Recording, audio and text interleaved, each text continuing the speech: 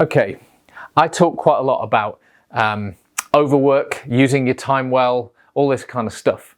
But nobody ever gets down to brass tacks, do they? Actual hours. You see, I know students who aren't like I was as a student. They struggle to take any time to have a whole day where they don't work in a week. They struggle to take any time off. I know people working who are just doing ridiculous hours, whose lives are just entirely revolved around work and there's no space for much else. And then when they do those things, they're super pressured because they're putting so much time in. And maybe they are achieving massively, but it's not life they're living. So how many hours do you think we should work? I've been part of a startup business. I have a job where some weeks and months are crazy and other months are empty-ish. It's seasonal, it's up and down. And when I first started work, I worked as a kind of assistant and apprentice to a man who'd been through a nervous breakdown through overwork. And he was great because he wouldn't let me overwork, but we did occasionally work 70-hour weeks.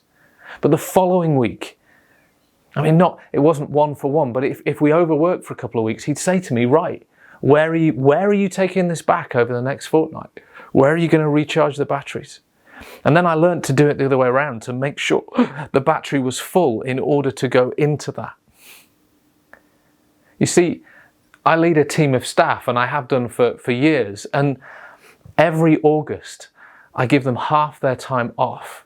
We all work half time because it's a slow time in the church. And I say, go and make friends, go and have barbecues, go and spend more time with God, go and plan and think about what the things you're going to do over the next year. But rest and reflect, recharge, all those rewords. Because September's normally crazy and we are going to work 70-hour weeks and we are going to push it, and that term till Christmas is crazy. And I've learned from one of my colleagues, it's great to throw in a weekend away, just the two of you without your kids on the way to Christmas. But we build in these moments. I'd always take half term off in that term and completely stop. But on average, if my average hours per week is more than 50, I am unwell. I'm not me. I haven't got what I need to have. The overflow of myself for relationship, for family, for friendship, for me and my Maker, for health and well-being. If you are regularly working more than 50 hours a week, why? Why?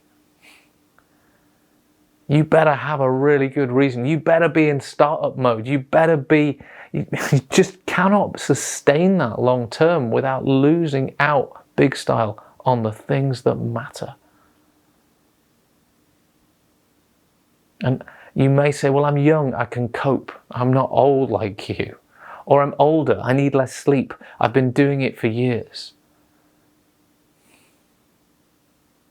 Life to the full. Jesus said to his people, I came that you'd have life to the full, not just working, not just doing, but being. The space and time to enjoy and reflect and see and let your body relax and do the things that are fun. Slowly. Most things that are really good to do are good to do slowly. And make them last.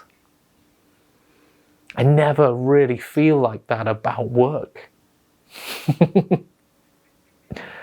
So, 50 hours.